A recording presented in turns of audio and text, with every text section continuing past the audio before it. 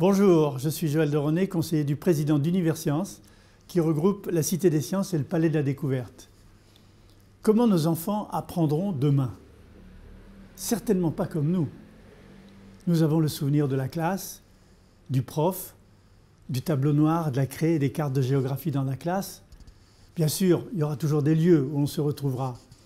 Mais d'abord, la classe ne sera plus la classe.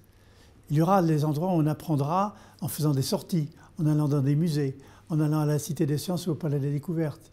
On apprendra dans la nature. On se fondera beaucoup plus sur les réseaux.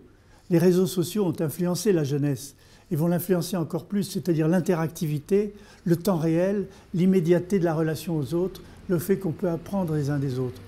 Donc la classe va se transformer en un lieu ouvert, je dirais, de coéducation. Voilà le mot-clé.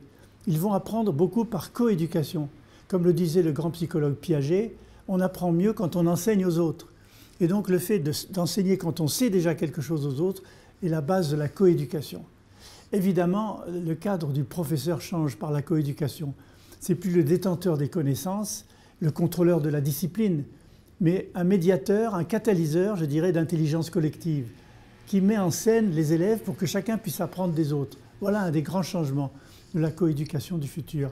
Et enfin, le troisième grand changement, c'est la technique.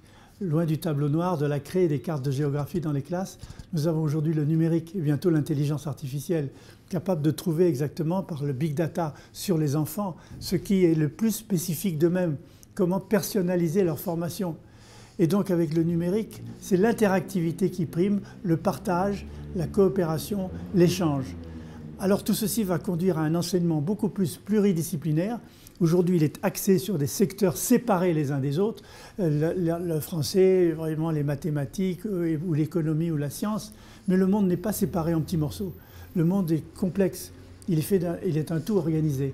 Donc de plus en plus, en fonction du changement de la classe, changement de l'enseignement, changement des outils, l'éducation elle-même, la formation, va se transformer beaucoup plus en une formation globale qui tient compte de l'interdépendance de tous les sujets dans un monde complexe.